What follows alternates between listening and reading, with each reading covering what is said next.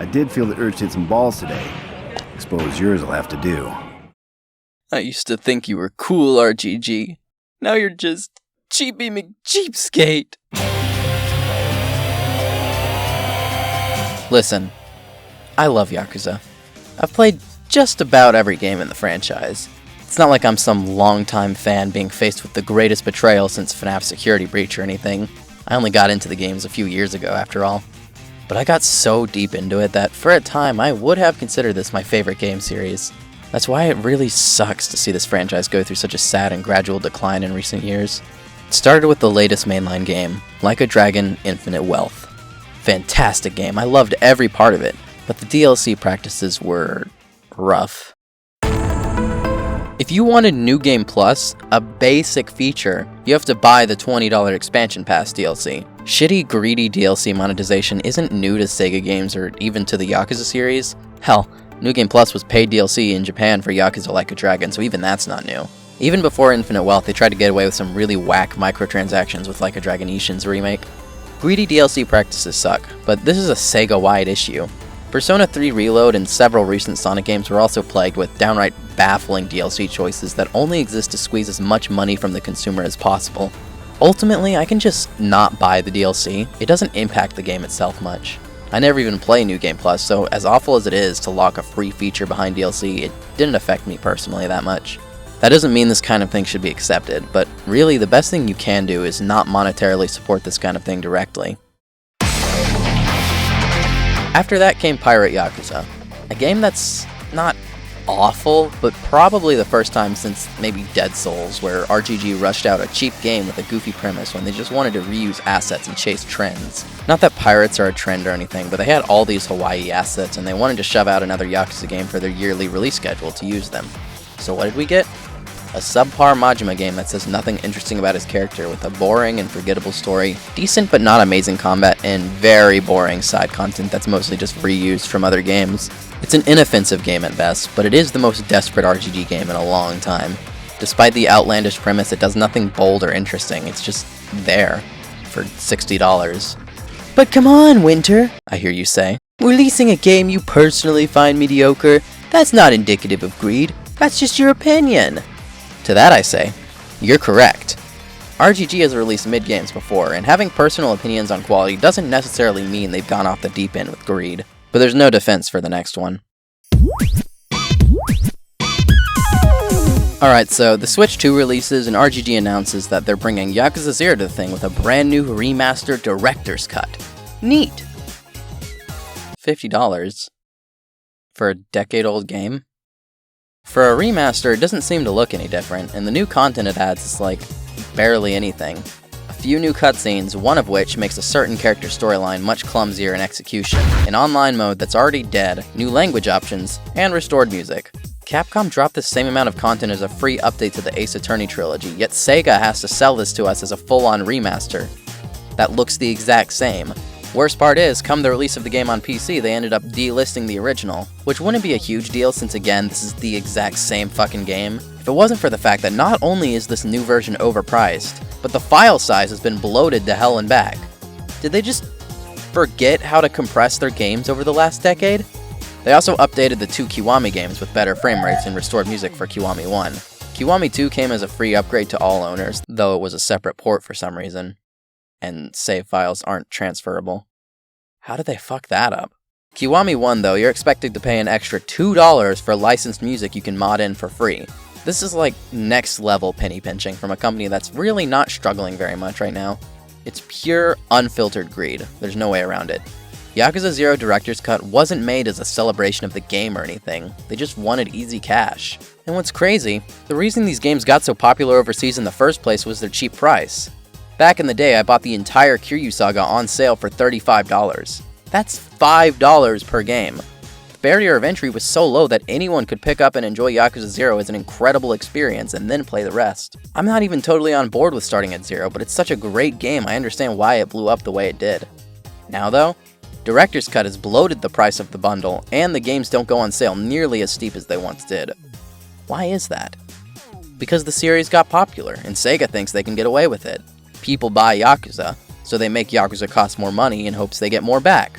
It's literally the Nintendo tactic, except Sega is really bold to think they have as much brand loyalty as Nintendo. That brings us to the topic of the video, the upcoming Yakuza Kiwami 3 and Dark Ties video game.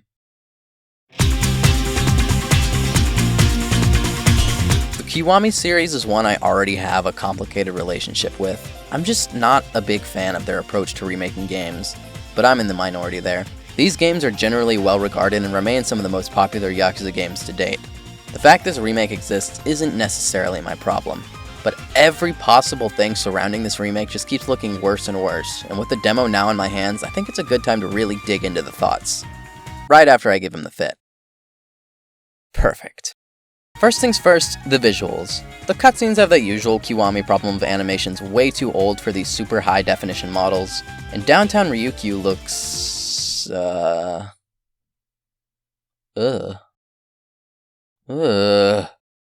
Jesus Christ, why does it look like this? Did they just forget to actually properly light anything? This shit looks like a fucking Roblox game. How did we get to this point? Pirate Yakuza had issues visually, but it wasn't this bad. How do you look so much worse than a 2009 PS3 game? One that didn't even look great for its time. The crazy part is that if you mod out the filter, the game suddenly looks 10 times better, like almost comparable to the original.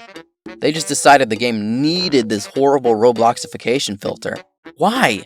The filters in these games have never ever looked good, and every time I think they've learned, they pull some goofy shit like this again. Another thing a fan of the original will notice is... who the fuck is this? Yeah, that's Rikia. You know, Kiryu's loyal follower and proud Okinawan. At least, he used to be. His character is exactly the same, but his face and Japanese voice is distinctly different, and very much not played by a native Okinawan actor. His Okinawan pride is a pretty major part of his character, so this is really lame to see. And he's not the only one either. Multiple other characters have been recast as well. Specifically, Shigeru Nakahara and Go Hamazaki were also entirely replaced, and I just really don't know why. Okay, well I do know why, it's for marketing, so they can slap big names on the advertising.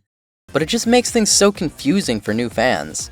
At least with Yakuza 2, the characters they recast were complete nobodies who didn't matter. No one cares about these guys, so no one cared when they were recast. But for this game, they picked 3 major characters and made their designs significantly less memorable or interesting by just using real-ass faces, creating a discrepancy with any depiction of this character in games following this one, while also serving this as a replacement for the original experience. And you know that's the intention because they're fucking delisting the original game, despite the fact this is an inherently different experience in every regard. It gets worse when you remember that Hamazaki is a recurring character. He reappears in Yakuza 4.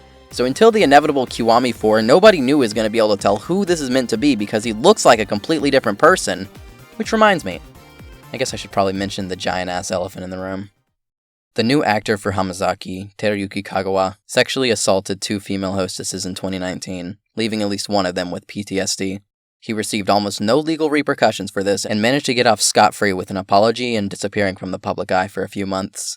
This is very public knowledge, and yet RGG, who has made games time and time again where Kiryu beats the shit out of street sleazes who try to harass or assault women, has elected to cast him as a major villain in their game. This shows that RGG, at least in their modern form, has absolutely no morals that they actually stand on. Everything their games stand for rings hollow in the face of big old dollar bills.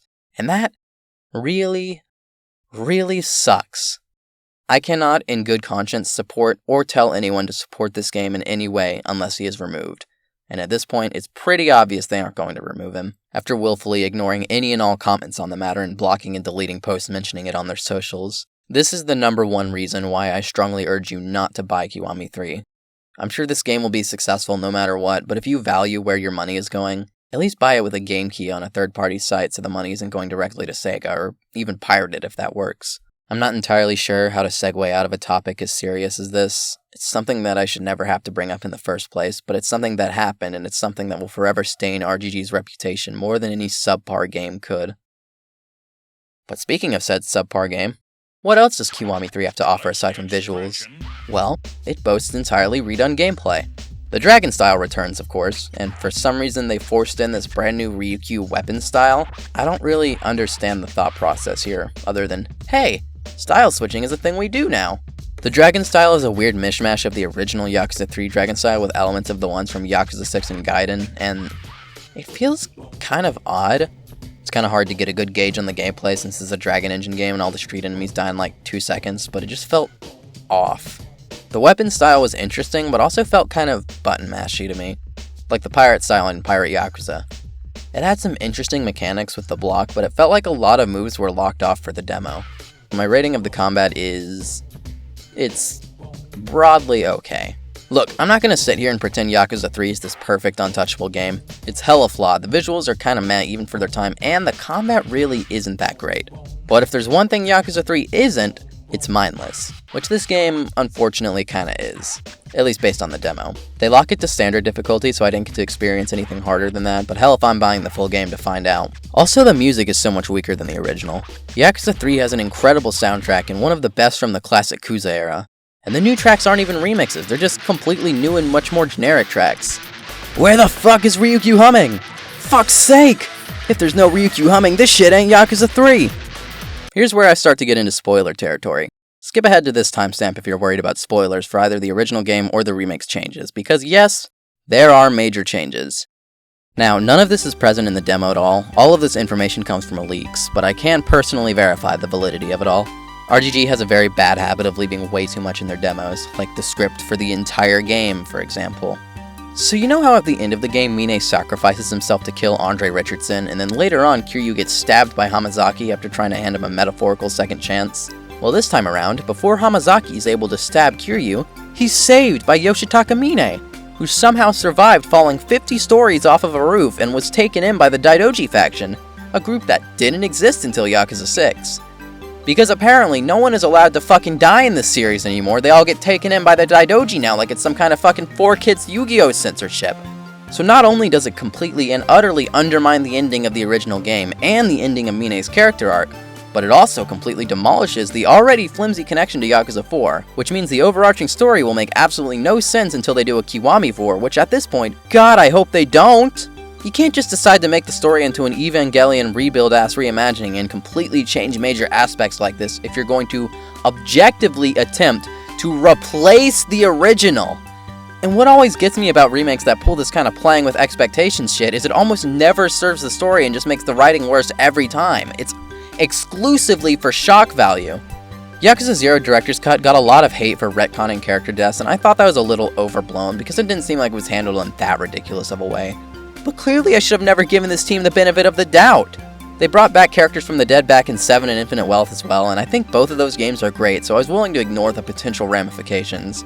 I thought, surely RGG's writers weren't so stupid as to completely remove all emotional weight this series has built up by making it so you can never trust a character death again. I'm fully expecting to see them bring Kiryu back as a main character in Yakuza 9 using magic cancer removal rocks or something. We are 6 years into Ichiban's run as the franchise MC, and he's only gotten 1.5 games to his name. That's genuinely fucking sad. I guess it's time to talk about the only interesting thing regarding Kiwami 3. Dark Ties. And yeah, it's pretty good. Combat's very fun, the story seems somewhat interesting, and the visuals are mostly good, apart from bringing back the Kiwami 2 green filter for some reason.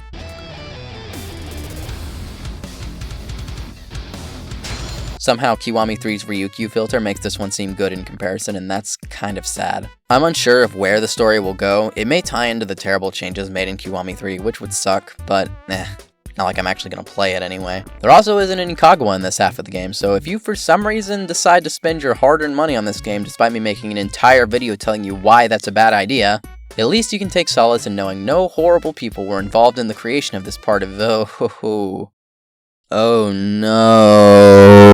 Being hit with this game in Yakuza 0 Director's Cut is like a double gut punch of agony regarding my faith in the studio and in Sega as a whole. These games I used to admire with every fiber of my being have been reduced to nothing but a greedy corporate shell of their former self. And it really, really sucks. Stranger Than Heaven exists as the last beacon of hope in the studio's dark decline, but as much as I'm praying it's a slam dunk masterpiece, I'm honestly unsure if I even want to continue supporting them at all after this. Sorry to be a doomer about everything. After playing the demo, I felt like I had to do a video on it. I want nothing more than to see this series come back from this point, but it's really hard to root for them when the problem isn't the game quality, but the corporate greed surrounding every decision made. At least there's Gang of Dragon, the new game made by Yakuza's original director, without being tied to Sega's corporate bullshit. It's It's nice to see that the original creator of this series that I love so much is able to still make games and express his creative vision in a way that doesn't feel impacted by any dumb corporate mandates or a lack of respect for the original fans. Even if it kinda looks like you asked Grok to generate an image of Grand Theft Auto Japan.